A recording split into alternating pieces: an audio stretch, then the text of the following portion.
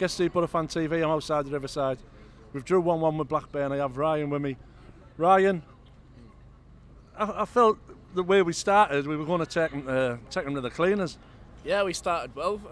We come out the blocks, but then I've mentioned this before. Besic takes too many touches, and it's sort of, I don't know. He puts himself under pressure too much, and then he gets sent off. People are saying it wasn't a red card. It's clear as day. He's pulled him back, last man. It's a red card. For him to take the ball where he did, facing the opposition goal, and to turn his back on the opposition goal, he put himself in that position. Exactly. He took too many touches. It was a poor pass. He's panicked and dragged it back. It's a red card at the end of the day, but go down to 10 men. Let's go. That's a sucker punch, conceding from that free kick, because when you go down to 10 men as well, you're just hoping. And then to get punished directly from the free kick. You can't even make changes to, try and counteract the red card before you're 1-0 down. And I think I'm going to be positive, because I thought second half we showed a lot of fight to come back.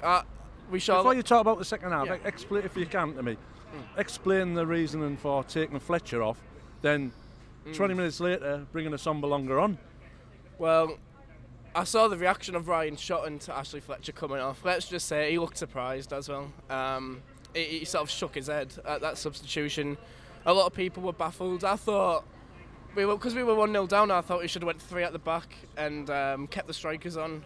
But Pulis he want to remain defensively sound. I can't fault Pulis today, because he tried everything to keep us in that game, and then we've got a point at the end. We should have won the game. Let's be honest, we should have won the game. Assombalonga's got a chance at the end.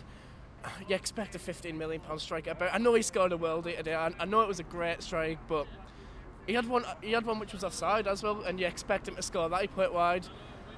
He should have won us the game. I'm not gonna complain, because it was a cracking goal. That's got us a point, but he could have won us the game. beating Sky's goal of the day that today, wasn't it? If that doesn't win that vote, there's something's fixed. It was a cracker right in the stanchion. It was John Hugel who set it up as well. Like you say, you get 2 strikers on, and they work in tandem like that.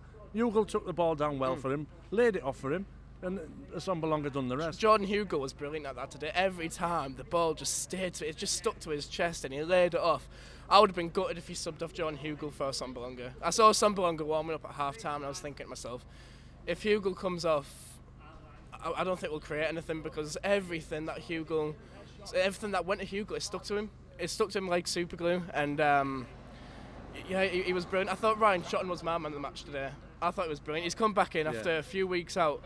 First half, he was fantastic down that right-hand side, whipped in some beautiful crosses, defensively sound.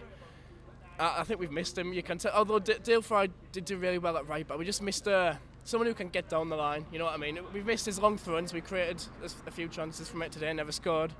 But like I said, I'm going to be positive about it. We've got a point from a game where you're down to 10 men.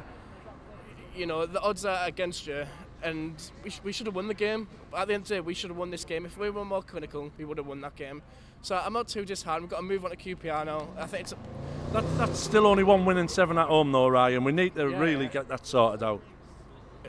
Poor home form, it doesn't get you promoted in this league. You've got to make the Riverside a fortress, and it's been more of a fortress for the away teams coming here than for us. Way better away from home, we know that.